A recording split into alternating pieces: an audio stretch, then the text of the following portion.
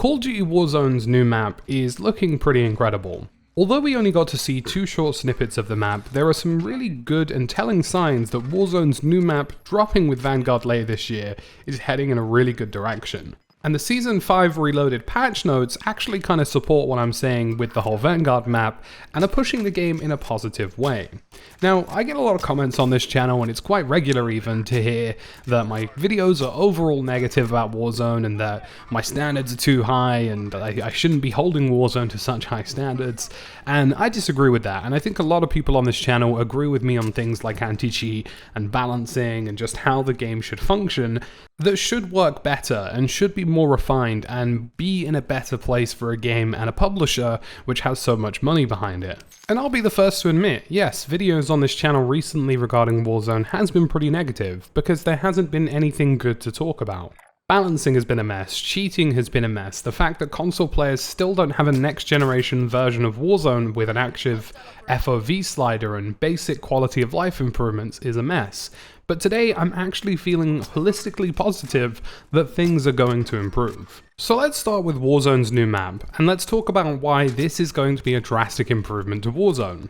Not only are we going to see an engine upgrade, which means that we may see things like Vanguard's new micro-destruction introduced into the new Warzone map, we're also going to see better visual fidelity, better asset quality, and better rendering and optimization. The game theoretically should run better, and if you're on an next-gen console, it should run really well. But I'm more interested in what we've actually physically seen from the map so far, and a few of the screenshots so far are really telling us to the direction of this new map and why things could be really successful.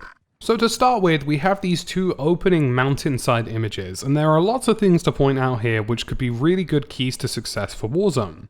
The first one, of course, is verticality. Verticality is not something you see a lot of in Verdansk. You get the center of downtown which has lots of rooftops, but those are all very easily campable and places that are easy to sit in and get away with. This mountainside terrain that we've seen so far is really intelligent because it does allow for vantage points and lots of different layers of verticality. In fact, the whole map seems to have at least 4 or 5 layers of different vertical levels.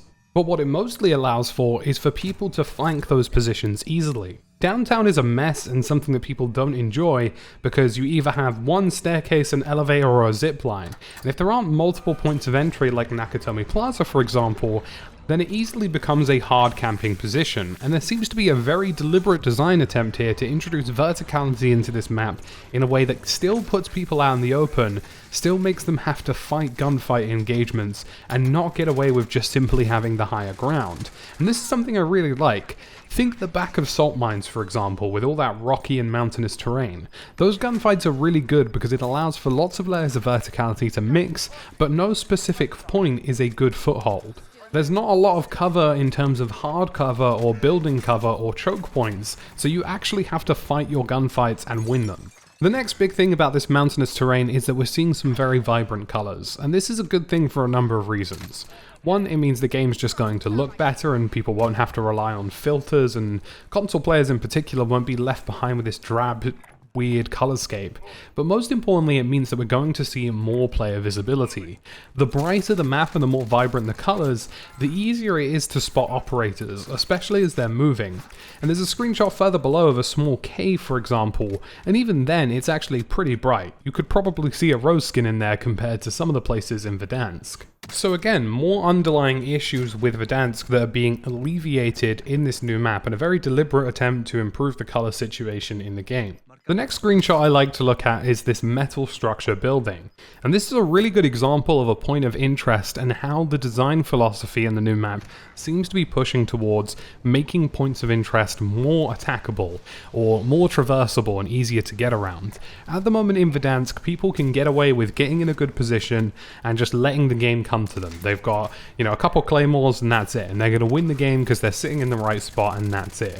Whereas this choke point right here, there are multiple windows, multiple angles, multiple entry points. You could go to the top of the cliffside and parachute in if you wanted to. These are all available options to you that make these choke points and this extra layer of verticality really accessible, and this is exactly what we've needed in Verdansk. We don't need people sitting in spots getting away with things. We need people to be able to move. We need people to be able to attack points of interest and positions of interest freely. And we're seeing a really good example of this in these screenshots here. And if you look at the overall setup of the terrain and the mountainside terrain and the layers of verticality we're seeing here, it means that effectively the majority of points of interest will have some enterable way into them, more so than just a crappy zip line that's probably got 5 claymores on it.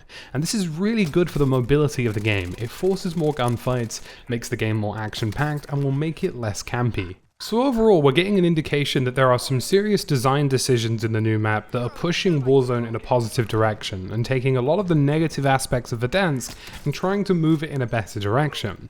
And I also want to talk about the Season 5 Reloaded patch notes, because these are also pretty telling of the direction of Warzone, and seem to be heading in a better direction. Now, you've probably seen me complain on Twitter about Warzone heading towards this location where Black Ops Cold War weapons are just the best in the game, and that's something that still exists and something that we want to see remedied before Vanguard, and we want to see a balance between Modern Warfare, Black Ops, and the future Vanguard weaponry.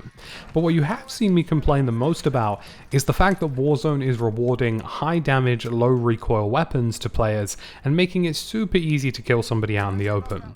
The C58, the Krig, and the Stoner all fall into this category of weapons that are just too ridiculous. They pack a serious amount of lethal damage but have very little recoil. It made no sense that weapons like the C58 and the Krig did more damage than weapons like the EM2, which has a relatively strong amount of recoil, which is why it's a competitive gun. It works if you can land your shots, and if you can't, then it still packs some damage if you get a few on target. Thankfully, the Krig has had its damage reduced and weapon kick increased, so it's more recoil and less damage overall, which is very, very good. And we're seeing a similar setup with the C58 where recoil has been adjusted.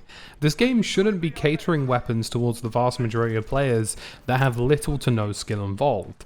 Every gun in Warzone should require some skill. And I'm not saying there shouldn't be low recoil weapons, there absolutely should, but they should have sufficient drawbacks, whether that's damage or damage drop off, and they don't necessarily reward you. You're always going to need a low skill weapon like the Krig or the Kilo or something like that to get players introduced to the game, but it becomes inherently obvious that there are better weapons that require a little bit more skill. Warzone shouldn't be catering towards players who don't want to do that. You know, I honestly do believe even if you only play the game an hour or two every evening, you do have the opportunity to master a weapon that's a bit more recoil heavy like the EM2. It just takes time and practice. And regardless of the philosophies, there was coming to a point in Warzone where the Krig was just deleting people at medium range at any given opportunity. And that isn't something you want. Assault rifles should be decent at medium range, but they shouldn't be absolutely shredding people. That's something more towards DMRs and more towards sniper rifles. So I'm glad we're seeing these recoil changes. Fundamentally, Warzone has skill-based matchmaking, it is a skill-based environment, and you should have weapons and balancing that caters towards that. I'm also glad to see that the Type 63, which became suddenly very broken, was fixed quite quickly. Overarchingly, we're starting to see some balancing changes that actually make sense and push the game into a more skillful direction, which is something I've wanted to see for quite some time, and there was finally an admittance here that weapons like the Krig just simply weren't reasonable or weren't acceptable in a skill-based environment.